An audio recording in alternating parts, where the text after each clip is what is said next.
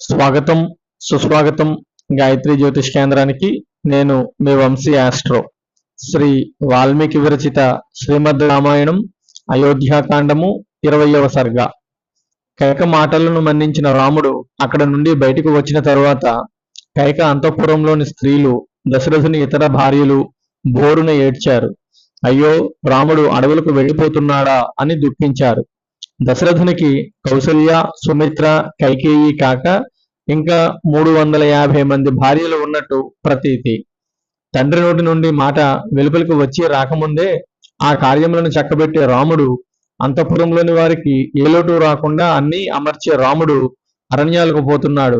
తన తల్లి పట్ల ఎటువంటి భక్తి ప్రేమ చూపుతున్నాడో మనయందు కూడా అలాంటి భక్తి, వినయము, ప్రేమ చూపిన రాముడు అరణ్యములకు పోతున్నాడు.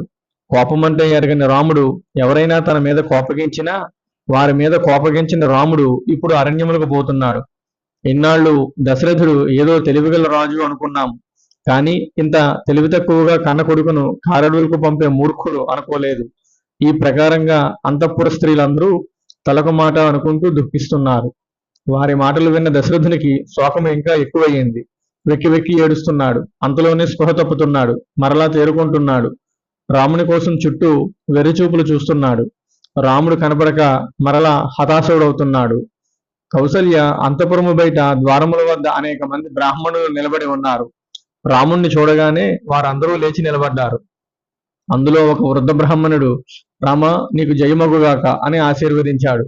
రాముడు అక్కడ నిలబడి ఉన్న బ్రాహ్మణులు అందరికీ భక్తితో నమస్కరించాడు. తరువాత ద్వారము వద్ద బ్రాహ్మణులు, ముత్తైదువులు నిలబడి ఉన్నారు. రాముడు రావడం చూచిన వారందరూ లేచి నిలబడ్డారు.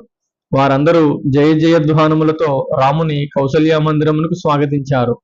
మరికొంతమంది లోపలకు పరుగు పరుగున వెళ్లి కౌసల్యకు రాముడు వస్తున్నాడు అన్న వార్తను అందించారు.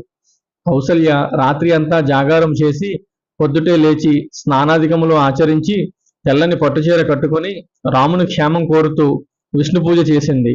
తరువాత అగ్నిలో మంగళ ద్రవ్యములు హోమం చేస్తూ ఉంది.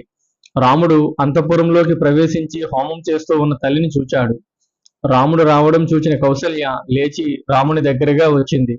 రాముడు తల్లి పాదములకు నమస్కరించాడు. కౌసల్య రాముణ్ణి ఆశీర్వదించింది.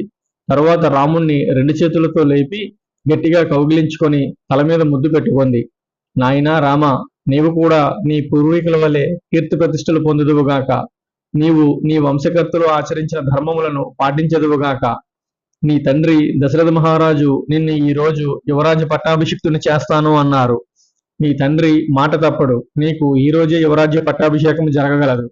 రామ, రాత్రి ఎప్పుడు తిన్నావో ఏమో, రానాయన భోజనం చేద్దువు గాని అని ఆప్యాయంగా రాముణ్ణి భోజనానికి పిలిచింది. రాముడు మరలా తన తల్లి కౌసల్యకు నమస్కరించి ఇలా అన్నాడు, అమ్మా, ఇప్పుడు మనకు ఒక అనుకోని ఆపద ఒకటి వచ్చి పడింది. నేను ఇప్పుడు అత్యవసరంగా దండకారణ్యములకు పోవలను. దీని వలన నీవు, సీత, లక్ష్మణుడు దుఃఖిస్తారు అని నాకు తెలుసు.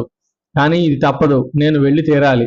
కాబట్టి నాకు నేటి నుండి ఈ రాజభోగములు, రాజభోజనములు, సింహాసనములు నిషిద్ధములు. నేను కందమూలములు తింటూ దర్భాసనము మీద పడుకోవాలి. ఈ విధముగా నేను 14 ఏళ్ళు వనవాసము చెయ్యాలి. నాకు బదులుగా భరతుడు రాజ్యాభిషిక్తుడు అవుతాడు. ఇది తండ్రి గారి నిర్ణయం, నాకు శిరోధార్యము అని అన్నాడు. రాముడు ఈ మాటలు అంటూ ఉండగానే కౌసల్య నిట్ట నిలువునా కూలిపోయింది. రాముడు వెంటనే తల్లిని పైకి లేపి పక్కనే ఉన్న ఆసనము మీద కూర్చోబెట్టాడు.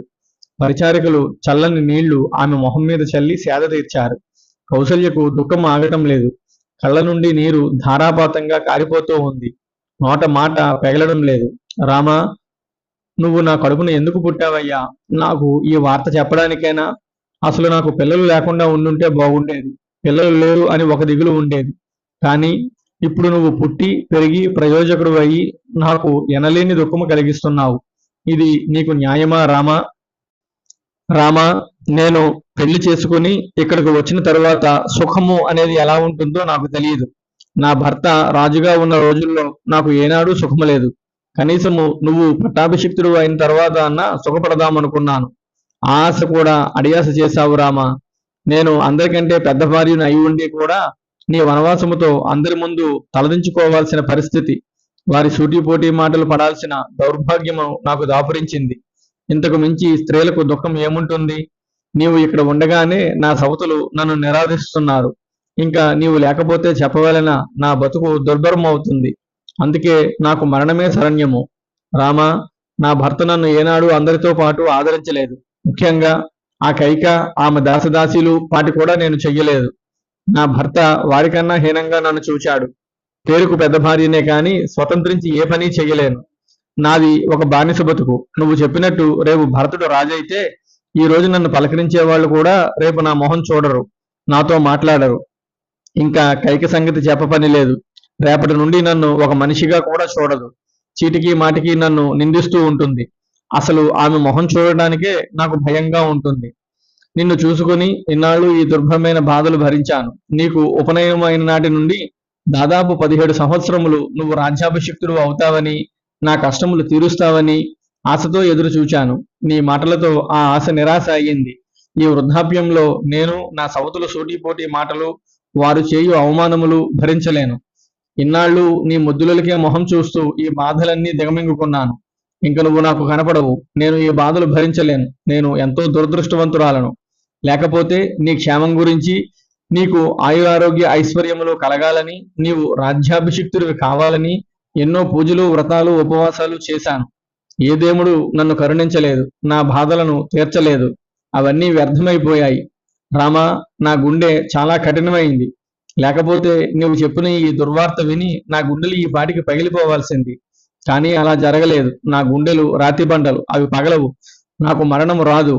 నాకు పుత్ర సంతానము కావాలని ఎన్నో పూజలు, ఎన్నెన్నో వ్రతాలు, యజ్ఞాలు, యాగాలు చేశాను. నీవు పుట్టావు, కానీ ఏం లాభం? అవి ఫలించలేదు. నీకు వనవాసము ప్రాప్తించింది. మానవులకు తమ ఇష్టం వచ్చినప్పుడు మరణించే అవకాశం లేదు కదా. లేకపోతే నీవు ఈ మాట చెప్పగానే హాయిగా మరణించి ఉండేదాన్ని. ఎందుకంటే రామా, ఇంకా నేను ఎందుకు బతకాలి? ఎవరి కోసం బతకాలి? ఏం అనుభవించడానికి బతకాలి? వ్యర్థంగా కలకాలం బతకడం కంటే మరణించడం మేలు కదా. లేకపోతే రామా, ఒక పని చెయ్యి. నన్ను కూడా నీ వంట అరణ్యములకు తీసుకొని వెళ్ళు. నీ యోగక్షేమములు చూసుకుంటూ నీ వెంటే ఉంటాను అని కౌసల్య రాముణ్ణి చూచి తన మనసులో ఉన్న బాధను, ఆవేశాన్ని అంతా వ్రెళ్ళగక్కింది. ఇది వాల్మీకి విరచిత శ్రీమద్ రామాయణం అయోధ్యాకాండము 20వ సర్గ సంపూర్ణము. ఓం తత్సత్. ఓం తత్సత్. ఓం తత్సత్.